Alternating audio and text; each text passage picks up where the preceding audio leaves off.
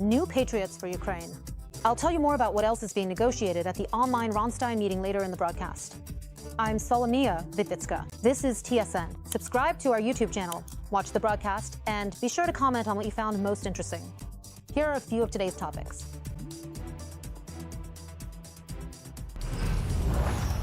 Half-thousand drones missiles. It started spinning. Well, when it hit, all the glass on our roof shattered everywhere, and that was it, nothing else. Well, that was the hit. Terrifying. How Ukraine survived a hellish night. The son of a comedian collaborator behind bars. This is a disgrace for our system. Personally, I am ashamed of an employee of our system, so I want to change public opinion to show that not all prosecutors are like that. How prosecutor Malakmiai took someone else's life and ruined his own. The favorite toy of a 21-year-old girl. When you take their equipment from them, and well, their kind of stuff, it's like, wow, that's something. How the dream of servicewoman Barney came true. 2 people died, 15 were injured. The youngest victim is 12 years old. These are the consequences of a combined air attack by the Russians, which lasted for more than 10 hours in total. During this time, the aggressor state launched more than 450 aerial targets at the territory of Ukraine. Among them were 24 missiles of various types, aeroballistic Kinzhal missiles, caliber cruise missiles launched from the Black Sea, and Kh-101 missiles from Strategic 2, 95 and 160 aircraft. All of them were successfully shot down. These figures were provided by the Air Force of the Armed Forces of Ukraine. They also destroyed or disoriented 427 enemy drones. These were coming at us from Bryansk, Oryol, Milarovo, Shadolovo, and Primorsko-Aptarsk. Unfortunately, there were confirmed hits from 23 Russian drones. There is destruction in Kyiv, Kharkiv, Ivano-Frankivsk, and the region. The Lukyanivska metro station, which was damaged by Russian strikes last night, is now operating as usual. Today, once again, the entrance to the station was damaged. However, by 11 o'clock the metro was operating for both entry and exit. And by noon, traffic on Sikovik-Striltsev Street was fully restored. Buses and trolleybuses were put back into service. The restoration of the vestibule is ongoing. Most of the kiosks and small shops near the station have been completely destroyed. Shops selling street food have been smashed, as well as places selling mobile phones and accessories. It's 5 in the morning at Kyiv's Lukyanivka. Today, this metro station was hit by a Shahid drone strike. This is what the station looks like right now. The windows of Lukyanivska metro station. The windows have been smashed before, but this time it wasn't even the glass that got blown out. This time, these boards were blown out. During the day, people usually sell flowers and vegetables from their gardens here. But now, everything looks like this. We were sheltering. It was a really loud blast. Were people scared? Well, kind of. The metro station in this area is the main shelter. It's a place where a lot of people spend the night regularly. And once again, the entrance here was blown out. This entrance wasn't in use, but the neighboring ones, as you can see, were just destroyed. At that moment, there were people inside and they just ended up in a cloud of fog and dust. The cloud of dust even reached the platforms. There was nothing to breathe with at all. We had to breathe through shocks. You didn't come to the shelter right away, as I understand it. We couldn't find the right moment. We live nearby, but we couldn't make it because the Shahids were just flying around like this. The subway station isn't operating as a metro, but we still go down underground. Monitoring channels advise us to seek shelter. After the second launches from the MiGs, we have to go down into the metro again. Lukyanivska metro station isn't working as a metro, but it is serving as a shelter. Hiri, on the neighboring escalator, shares his feelings from the night. I was in the metro. I had just come out onto the main alley.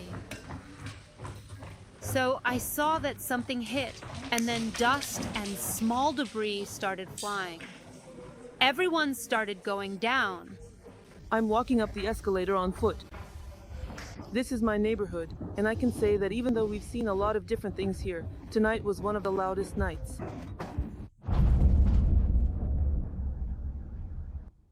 What can you do?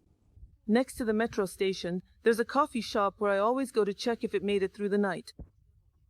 I come to this coffee shop every morning after heavy shelling in Kyiv because it's a place where the windows are constantly being blown out and they keep getting repaired. Last night was the 6th strike, and as a result, we can see that the windows have been shattered for the 6th time.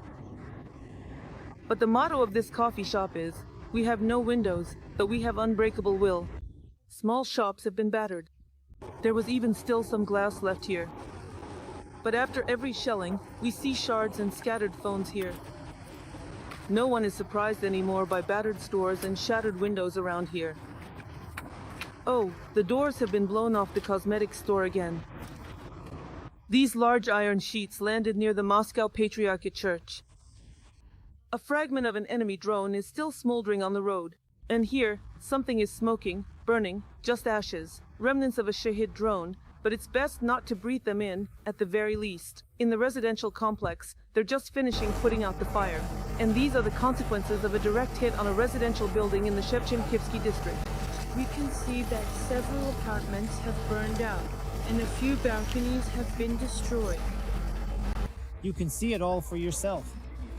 Those outer rooms over there, you could say they burned out completely. Rescuers are still dousing them with water. It seems to me that people have started to take air raid alerts more seriously and have begun using shelters, which we've been asking them to do for a long time. Cars were damaged. Debris fell. The children's playground was damaged. Fragments like these are scattered in the yard of the building where the Shahid drone landed. This isn't the first time this residential complex has been hit. Other sections here were damaged before.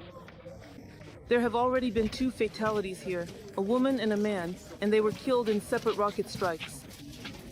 But today, fortunately, there were no deaths in this complex. Because there was a fire, and there's a gas pipe right nearby. We were afraid there might be an explosion. The residents of this building say that it was the building itself that saved them, because it was made not of brick, but of monolith. The walls held up, and thank God, everyone is alive. The rescuers are heading to the shelter themselves and advise everyone else to move there too. Once again, there is a threat to the capital. For the umpteenth time this morning, we are forced to go down to the shelter again because of the missile threat. Valentina and Ol are out walking in their pajamas today. We've already lost count of how many explosions there have been. The emergency workers are taking a moment to catch their breath. And now the threat is over. It's 7 in the morning in Kyiv, and the air raid alert has been lifted. That moment we've all been waiting for all night. They're carrying the dog, Ria, back to the apartment. The owner, Teshiana, is very pleased with the dog's behavior during the shelling. Her name is Maria, named after the airplane, which is why she's so brave and unbreakable. She would lunge at the Shahids, barking them away, and I think maybe that's what saved us. And honestly, she really loves treats, and, as it turns out today, she really loves life too. Inga, wrapped in a warm blanket, climbs up to her 6th floor and assures us, we'll get through this too. Everything will be all right. Glory to Ukraine. Glory to the heroes. From Lukyanivka, Natalia Nahorna, TSN 1+1. The number of people injured as a result of the overnight strike on the capital has risen to 9, reported the head of the Kyiv City Military Administration, Timur Tkachenko. Drones and missiles flew over Kyiv all night long. Debris was falling from the left to the right banks. There were more than 15 direct hits, according to the Air Force. In the Dnipro district, a drone crashed near a kindergarten. The explosion started a fire.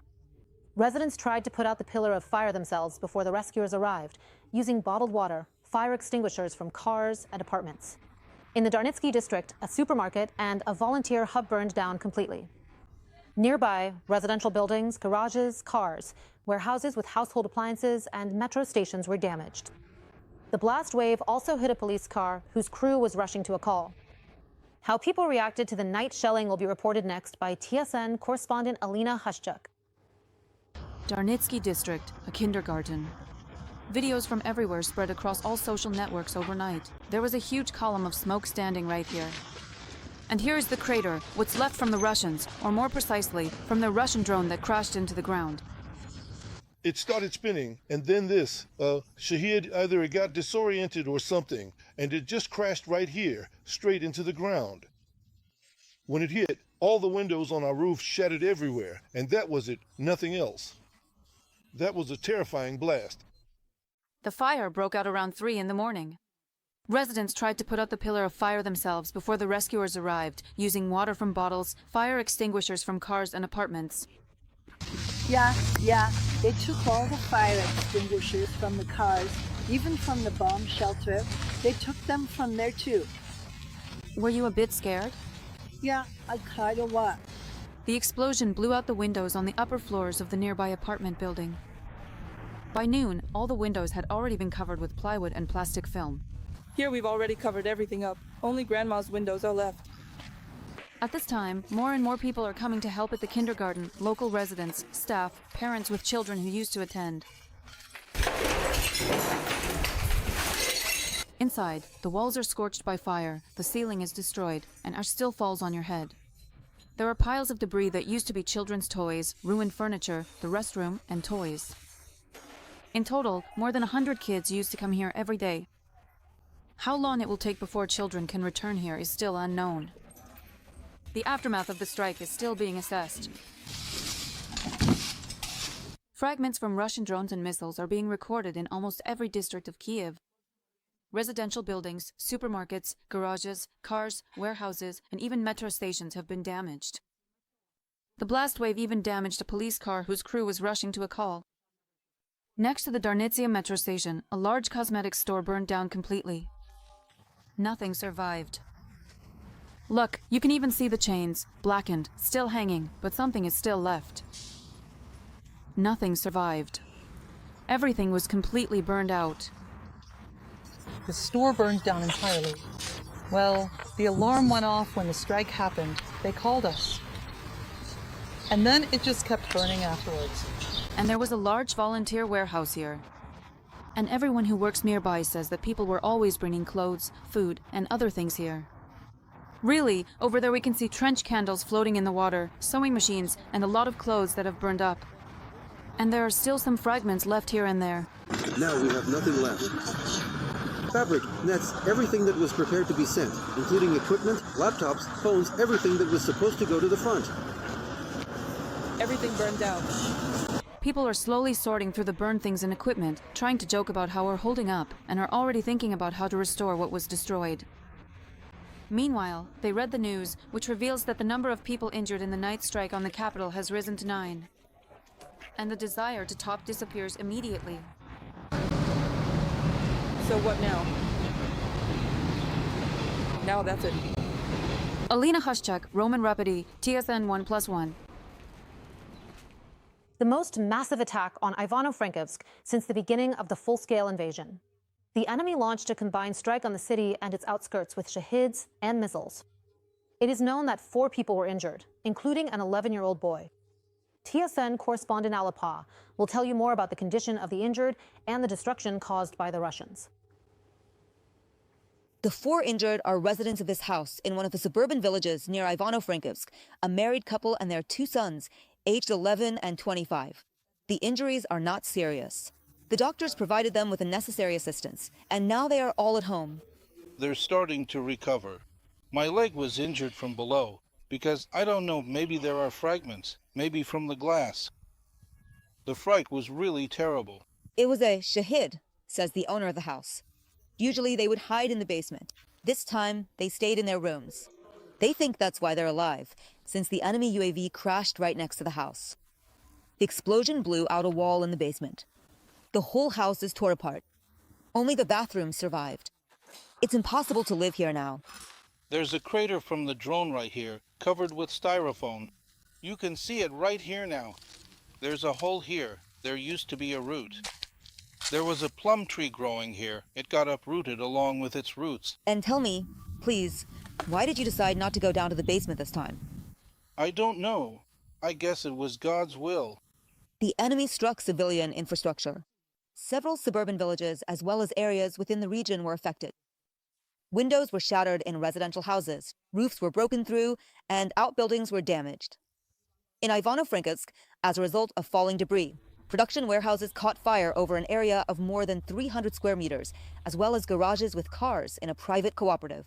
It was burning pretty badly here. There was a bang. We hid, so I don't really know. Were you here at the scene? No, not here. I was at home. I live nearby, so I could hear everything, but I didn't look. Commissions are already going through the damaged houses and apartments, assessing the losses. Material assistance has been promised to those affected. By the way, the fragments of the downed shaheeds also fell in the fields. The OVA reports that the relevant services are currently collecting them. People are urged not to pick them up if they are found, as it is dangerous. Alapaz, Roman Dusik, for Carpathia, TSN 1+1. Because of the Shahid drone attack, Poland and Romania scrambled their fighter jets. The enemy drones kept changing their trajectory and were near the northern border in the Marmara-Shasiava area. So around 3:30, 2 Romanian F-16s took off to shoot down the Shahids if necessary. They say this was done to protect infrastructure and cultural heritage from possible strikes. Around 5 o'clock, 2 more Italian Eurofighters took off, which are currently helping Romania guard its airspace. However, the Shahids bypassed Romanian territory. Poland also put its radar systems on high alert today and scrambled aircraft. And although, as the local Air Force clarifies, this was a preventive measure, the country is ready for any Russian provocations. Brigadier General Hennedy Shapovalov, who was appointed commander of the ground forces over a month ago, has made his first public address.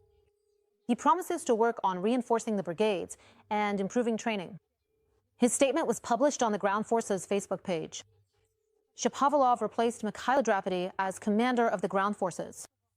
Drapety submitted his resignation report back on June 1st after Russia launched a missile strike on the location of one of the Ukrainian Armed Forces training units.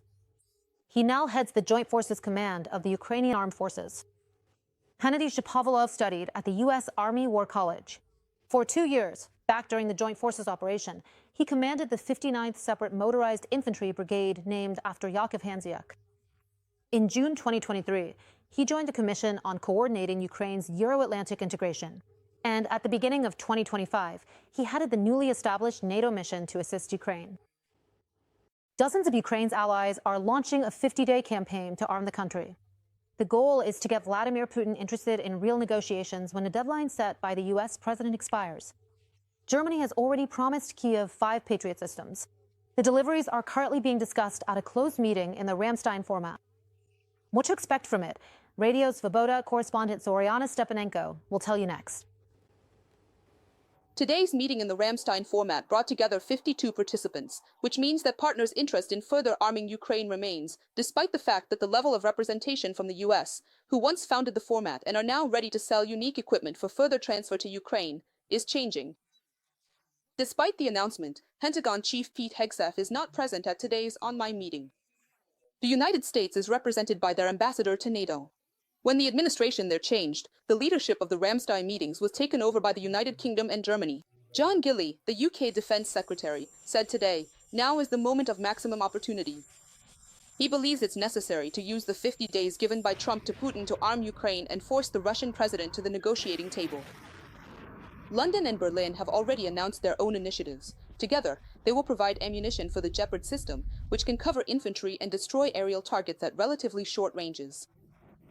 From Pistorius's words, it also became clear that Germany is ready to pay for more Patriot systems than expected. Alexei Kuleba, Germany will provide additional air defense systems and much-needed ammunition. In addition, during my trip to Washington last week, I reached an agreement with Pete Hegseth that Germany will contribute to the fastest possible delivery of 5 desperately needed Patriot systems. This is a clear signal to Putin that prolonging the war will become increasingly costly. 3 top officials joined the call from Kyiv at once: the former defense minister, the current one, and the commander-in-chief of the armed forces. Rustem Umerov, who is now the secretary of the National Security and Defense Council, thanked the partners for their work. He only mentioned that this year, military aid to Ukraine from them amounted to $43 billion. He didn't specify whether it was dollars or euros. He added that Ukraine is now not just a recipient, but a full-fledged participant in joint production. He noted that within the country, 40% of the front's needs are being met, and 95% of the drones used on the front line are produced in Ukraine. To keep this production line running, the current Minister of Defense, Denis Shmyhal, has asked partners for $6 billion. Denis Shmyhal, this will allow us to produce more FPV drones to hold the front line, more interceptors to counter Shahid attacks, and additional long-range weapons to take a war back to Russia. My first request concerns the urgent procurement of American weapons for Ukraine's air defense, especially Patriot and PAC-3 missiles, as well as munitions, which are extremely important for us. The ministers' list was supplemented by the Commander-in-Chief of the Ukrainian Armed Forces. Capabilities and needs were matched during the part of the meeting closed to the press. We expect that after the conclusion of Ramstein, the participants will share the results on their social media accounts. Zoriana Stepanenko, Marek Hajduk, Radio Liberty, especially for TSN 1+1. The third round of negotiations between Russia and Ukraine could take place as early as this week. Our side was the initiator. This was announced by Volodymyr Zelensky in his address. The president did not specify the exact date of the talks, but the Turkish press reports that it could be the 23rd or 24th of July.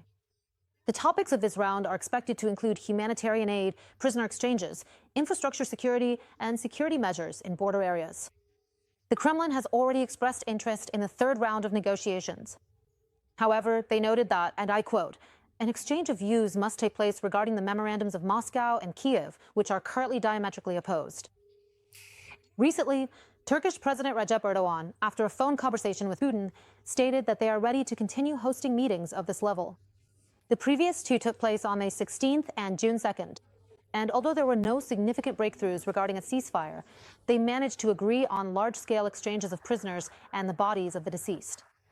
A tragedy in Bangladesh. A training aircraft of the country's Air Force crashed right onto one of the capital schools. The pilot was killed, along with at least 18 more people on the ground. At least 164 people are reported injured, with 50 of them, including children, hospitalized with burns.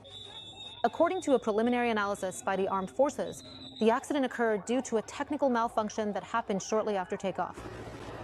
Tomorrow has been declared a day of mourning in the country. And with that, I am wrapping up this TSN broadcast. Subscribe to our YouTube channel and hit the bell so you don't miss our live broadcasts. The next one is already tomorrow. We'll meet at 19:30. And now, here are the highlights of the day.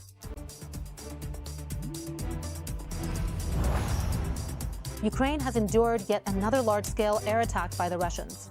The enemy launched 450 aerial targets, Kinzhal missiles, Kalibrs, Kh-101 missiles, and more than 400 Shahids.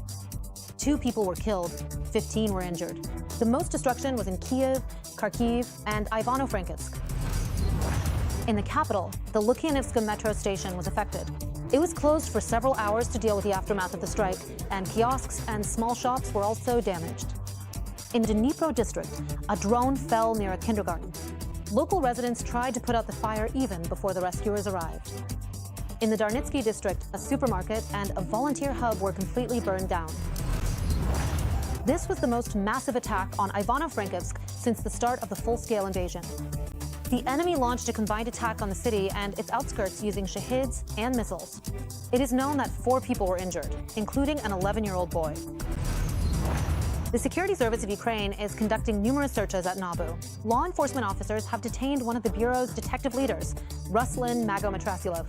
He is suspected of helping his father conduct business in Russia, having contacts with Russian special services, and passing them classified information.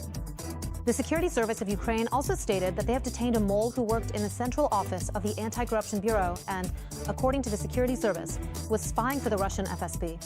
The Security Service of Ukraine also stated that they have detained a mole who worked in the central office of the Anti-Corruption Bureau and, according to the Security Service, was spying for the Russian FSB.